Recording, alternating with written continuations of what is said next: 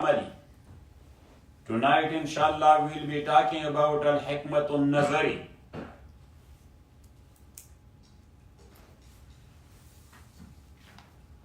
So, as you know, that wujud is of two types.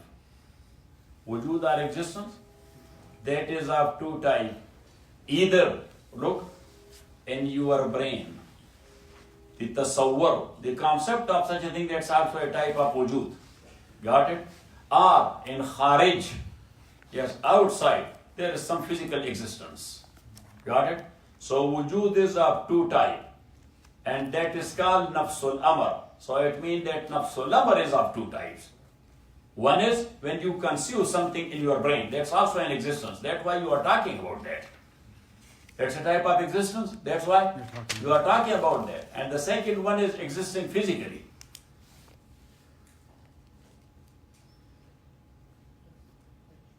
So Hikmat Nazariyya, that's also of three types. Number one, either that is a knowledge about something which is not in need of a matter, neither for its concept in the brain, nor for its existence in the outside. Just write it like this. I'm trying to give you the proper wording of Arabic language. Yes. That's something which is not in need of, neither for its existence, for his existence, it is not in need of madda or matter.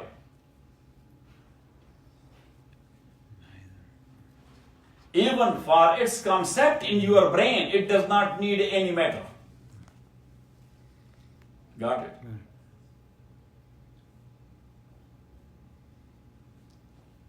One is called the concept, another one is called the precept. Got it? Like ilah, Allah.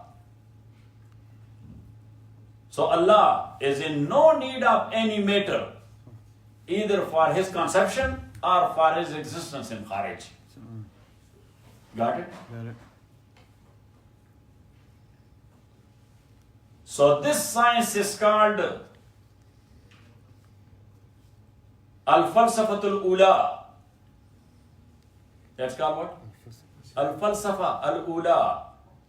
Also it is called al-Ilahiyat. Ilahiyat. Also it is called al-Tabi'a or metaphysical. This science is called what? Metaphysical. For metaphysical, there are two terms in Arabic, but three. ut-Tabi'a, ut-Tabi'a, ut-Tabi'a. ut-Tabi'a means behind physics. ut-Tabi'a, before physics. ut-Tabi'a, after physics. Got it? Huh? ut-Tabi'a is. Because can you apply physics to Allah subhanahu wa ta'ala? That's ut-Tabi'a. Yes, behind physics. Or beyond physics, not behind, beyond physics. Number two,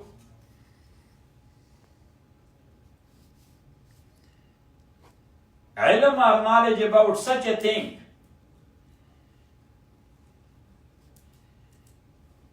which is in need of matter,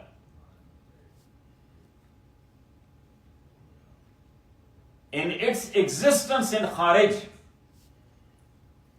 in its existence in kharij, but not for its concept. because it is not in need of so much conceiving. Even a small baby, he is playing with the Play-Doh. With what? Play-Doh. They call it Play-Doh. Yes, the mud type thing. Play-Doh, not the Platoon or Play-Doh. There's this Play-Doh. Yes. With the Platoon, even the big philosopher cannot play. But with this Play-Doh, the small kids, they are playing.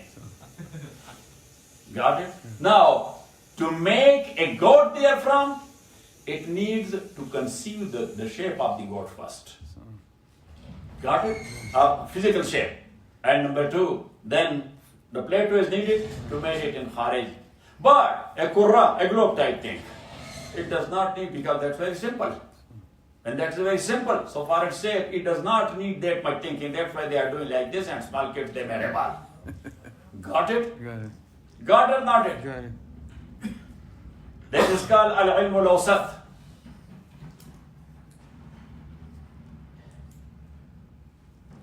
And number three, the knowledge about such a thing which is in need of matter, in concept and in existence both. Like knowledge about the kayfiyat of insan and human being. So if you are talking about human, so you have to think about that a lot. Yes? Got it? Got it. You will be thinking of his physical structure. Then you will be thinking of his features. Then you will be thinking of his qualities, of his nature. Later on you will be able to say about him and to define him as al-Hayawanun Natiqa. Got it?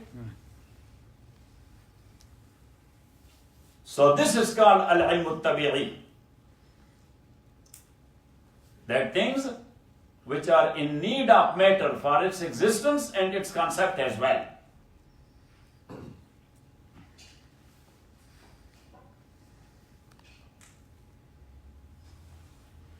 Mulahaza. Mulahaza means note. Mulahaza means, Shaykh Muhammad? Note.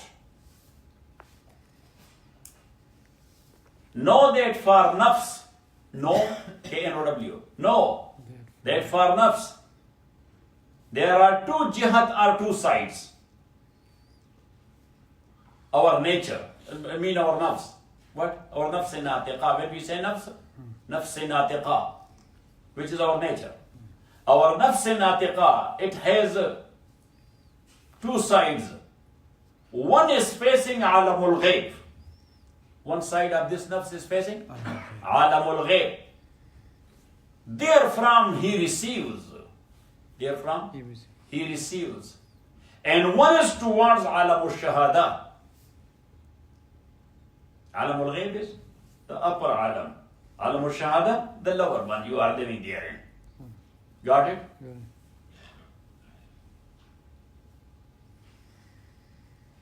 So with its face or side towards Alamul Ghayb, he is a receptor.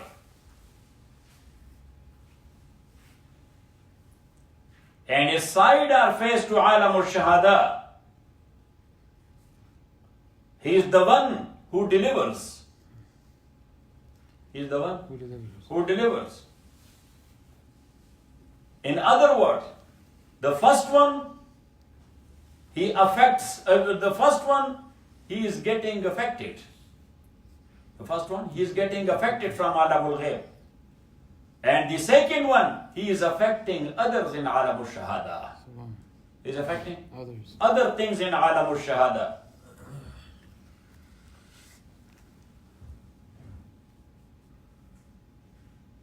And the same Nafs, he has a power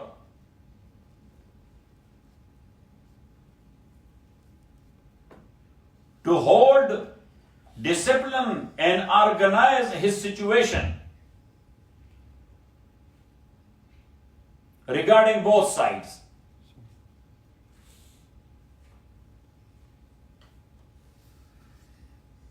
So regarding his side towards Alamul Ghayb,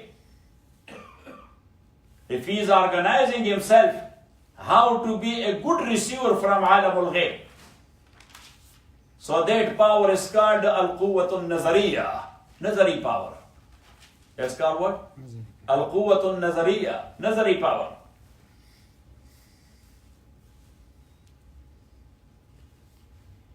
And that quwwah and power of him,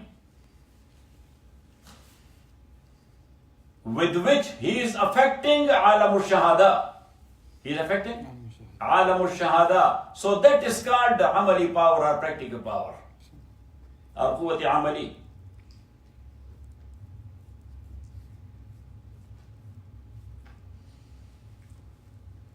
And when someone, he gets a good knowledge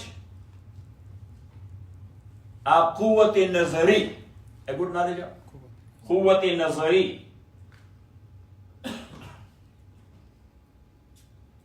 so that will take him towards the quwwati amali.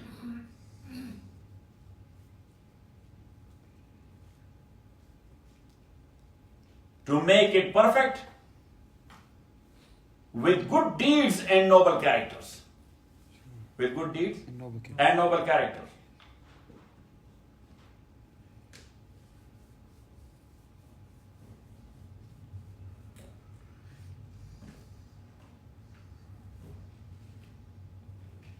So it means that quwwati nazari is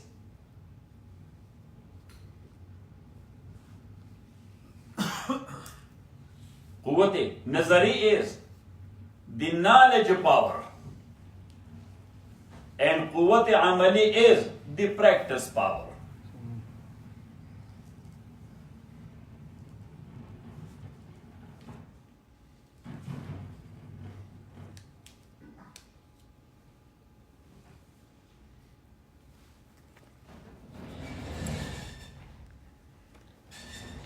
Also, the philosophers are of the view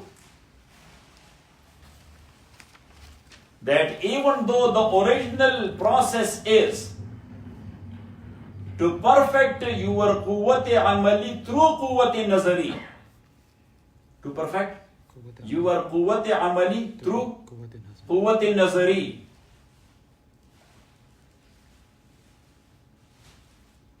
but certain people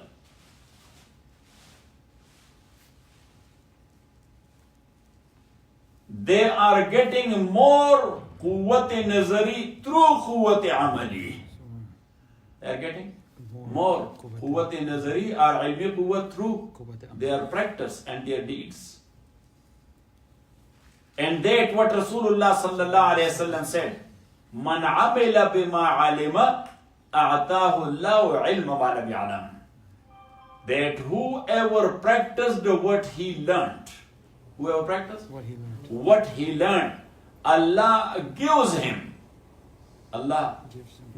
him knowledge about what he has never learned. That's a gifted knowledge. And gifted knowledge is coming through practice. That is coming through practice. The more you practice according to Quran and Sunnah, the more knowledge about Quran and Sunnah you will receive. As you know, got it, not it? Now look, just to give you an example. A practical doctor in clinic, he is going to know much more about medical knowledge through his practice. Yes or not? Yes. Got it, not it? Got it. Yes.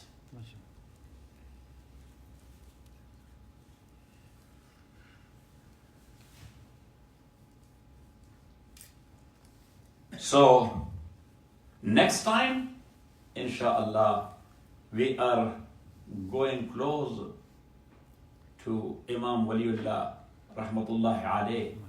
So the next chapter will be Nubzatun min Hayatil Imam. Nubzatun min Hayatil Imam, about the biography of Imam Waliullah ad-Dehlavi, rahmatullahi alayh. That who was he, how he got all these things, and what he has done as a great scholar. Got it or not it, or shot it or bought it. So inshallah, the food is ready.